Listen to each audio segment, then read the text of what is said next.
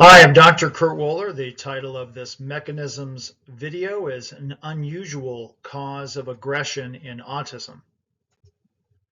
So this video is sponsored by Integrative Medicine Academy. Integrative Medicine Academy is an online training academy for health professionals in different mastery courses related to integrative medicine. So there's courses in autism, functional medicine, toxicity, organic acid testing, etc. You can go to integrativemedicineacademy.com for a complete list of our courses. You can also email us at integrativemedicineacademy@gmail.com with any questions. Here is our video disclaimer, understanding that this is information and this video is for educational purposes only. So let's get started. I need to put my glasses on here. So one of the things with regards to autism is understanding the complexity of the problem and then understanding the complexity of how to remedy the issue, or at least some of the issues that occur, particularly behaviorally in the world of autism. And aggression and aggressive behavior is a real problem.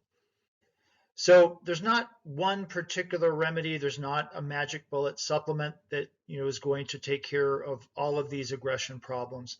So just understanding some of the different aspects of things that can lead to it is important to understand.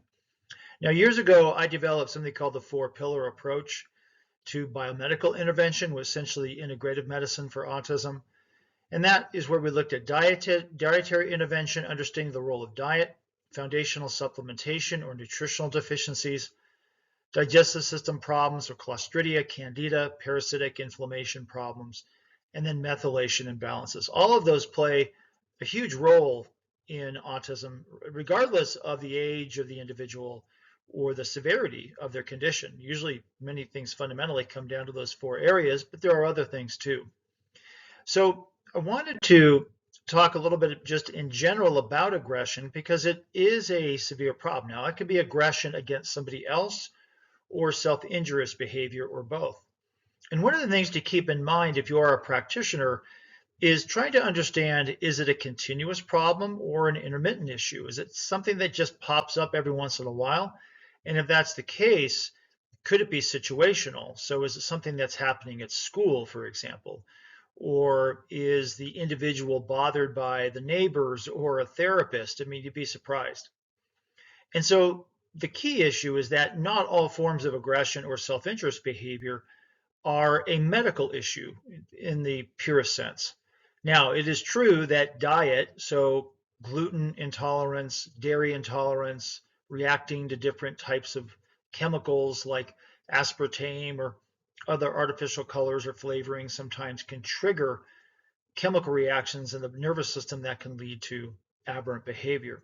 And then clearly food allergies can as well. The other thing to try to determine, it's not always easy, is could it be physical pain? So is the child having body pain? Are they constipated? Is there some other kind of gut issue? Could they be having a headache, for example, and they can't explain exactly what's happening? So one of the important things, the organic acid testing is very important in that on the organic acid test, particularly from Mosaic Diagnostics Laboratory, which is the organic acid test I recommend doing, are different compounds linked to Clostridia bacteria. So HPHPA or 4-creosol, for example, can cause elevations of dopamine, which are known to contribute to behavioral problems. Oxalates, so these oxalate or oxalic acid form stones. These stones or crystals can deposit in body tissue and cause pain. Chronic inflammation is a huge problem, particularly in the digestive tract, but neurological inflammation is very prevalent in autism as well. Constipation, I've seen many kids over the years who are just more irritated and agitated because they're constipated. And the problem in autism is they can't express themselves verbally, many of them. So they can only act out in how they feel. And sometimes that acting out can have negative consequences. Now, this was an unusual case. So at the time of presentation, this was a 7-year-old child, and the age of their autism diagnosis was age 2.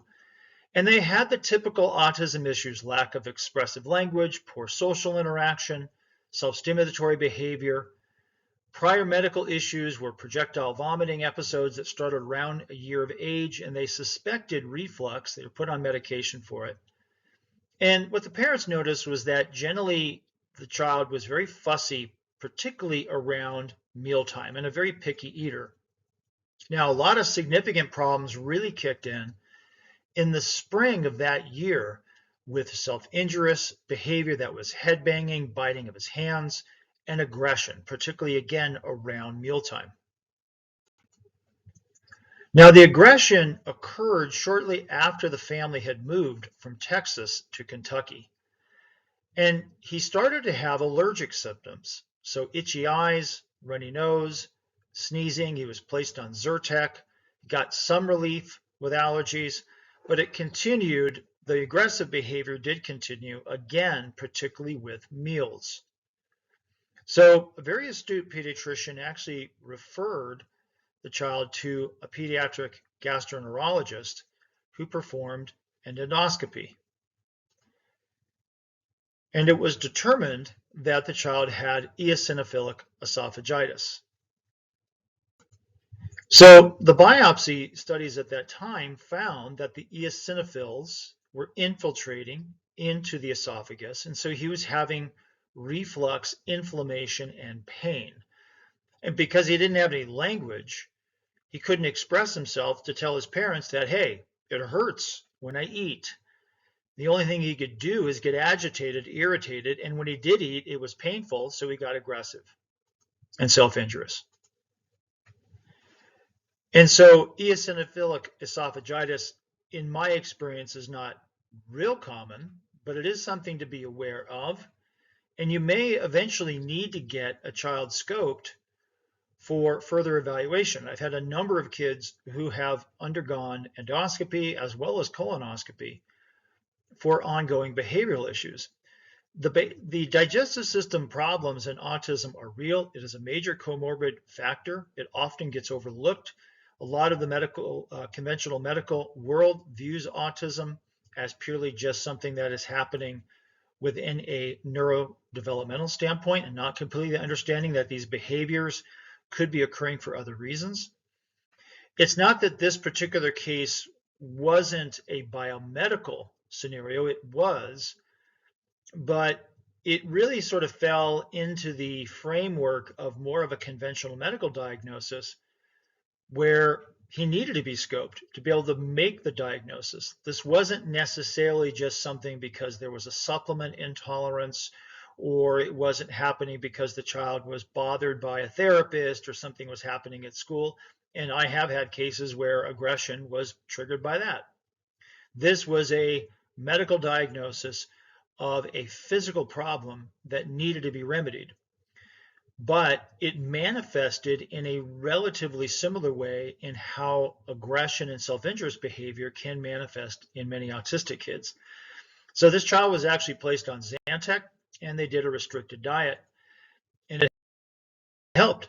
So actually helped a lot. And so it turned out that when the child was on medication and went on the restricted diet, within a couple of weeks, his self-injurious and aggressive behavior diminished by about 80%. And within a month, there were no more issues. And so for the first time, he had typical eating behaviors, which means then the parents could start to incorporate a broader range of foods to get his nutritional levels up. And that over time, improving nutrition, absorption, all of those factors can also help the autistic condition as well, which is exactly what happened. So again, an unusual case, but the mechanism was being driven by eosinophilic esophagitis causing reflux, causing pain, inflammation. Now you could get into, well, what were some of the causes of the eosinophils, et cetera, and that certainly is a worthwhile process to go down. But in its purest sense, an unusual cause, but a pure cause, linking back to that specific diagnosis. Now, this information actually comes from one of the courses we have in Integrative Medicine Academy called Autism Mastery Course. If you are interested in learning more about how to work with autism and other special needs individuals. This course is very in-depth. So you can go to autismmasterycourse.com. You can also reach out to us again at Integrative Medicine Academy through our general email at integrativemedicineacademy@gmail.com. And if you're interested in some of our other courses, you can get a complete list of courses at integrativemedicineacademy.com. Again, I'm Dr. Kurt Wohler. Thank you.